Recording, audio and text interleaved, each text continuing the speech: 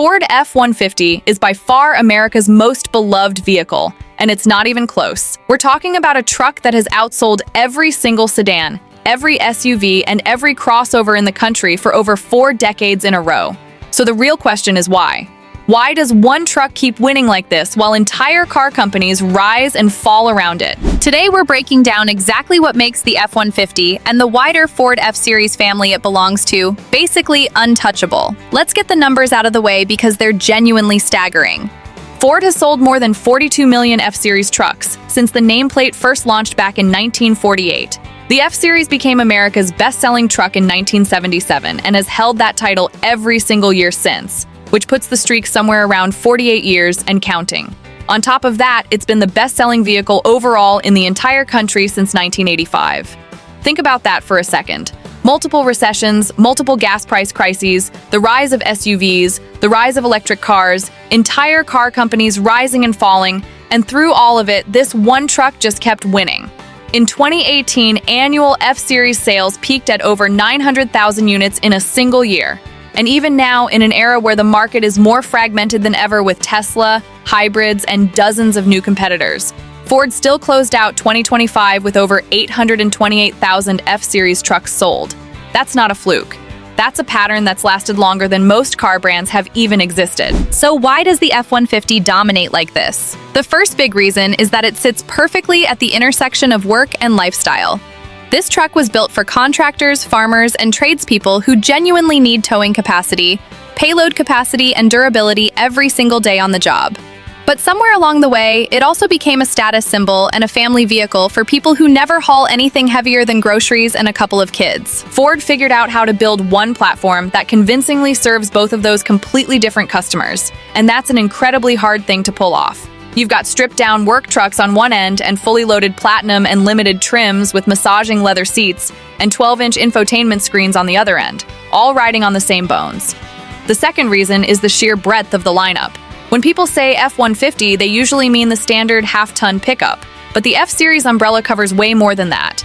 You've got the F-250 and F-350 Super Duty trucks built for serious commercial hauling and towing. You've got the high-performance Raptor built for desert running and off-road bragging rights, and until recently, you even had the fully electric F-150 Lightning. That's an insane amount of range for a single nameplate to cover, and it means Ford can capture almost every kind of buyer under one roof instead of forcing people to shop a different brand for different needs. Now let's talk about the engineering side, because this is where things get genuinely interesting for anyone who actually cares about trucks and not just the sales charts. Back in 2015, Ford made one of the boldest and riskiest moves in the truck industry's history. They switched the F-150's body from traditional steel to military-grade aluminum panels. This shaved off roughly 700 pounds compared to the previous steel-bodied generation. At the time, this decision terrified a lot of loyal truck buyers. Aluminum sounded flimsy. It sounded like a material for soda cans, not for something that's supposed to survive a job site for 15 years.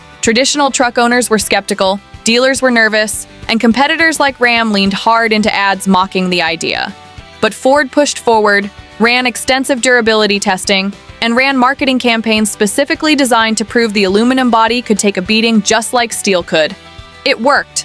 The lighter body improved fuel economy and performance without sacrificing the toughness people expected, and the gamble paid off in a big way.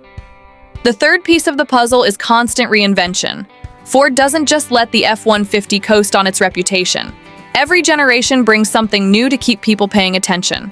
The SVT Raptor arrived in 2010 and created an entirely new category of high-performance off-road trucks that competitors are still chasing today. Later generations brought hybrid power boost powertrains, then eventually the fully electric Lightning for buyers who wanted zero emissions without giving up towing capability.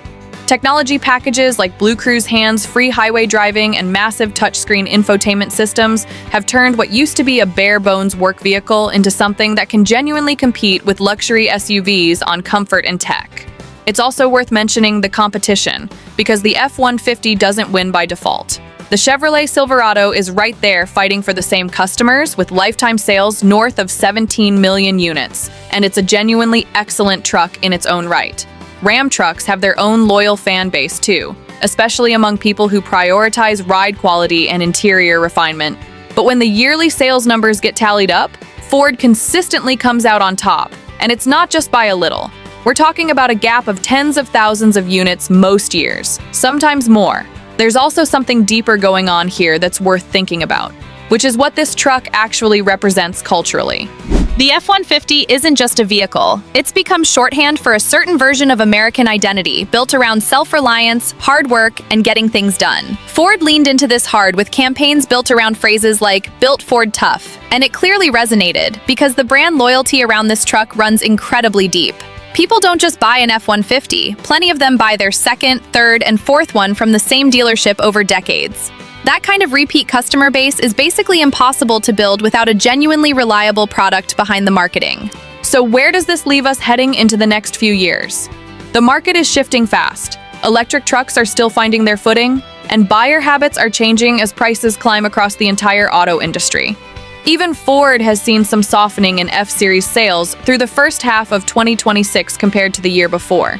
But history tells us this truck has weathered bigger storms than a slow sales quarter.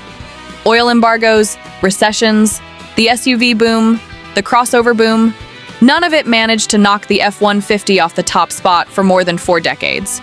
Betting against it at this point would honestly be foolish. Until something fundamentally changes about how Americans work and live, the F-150 is going to keep sitting right at the top of the sales charts. And that streak doesn't look like it's ending anytime soon. That's the story of how one truck became an American institution. Let me know down in the comments what you think is going to challenge the F-150's throne next, and I'll catch you in the next video.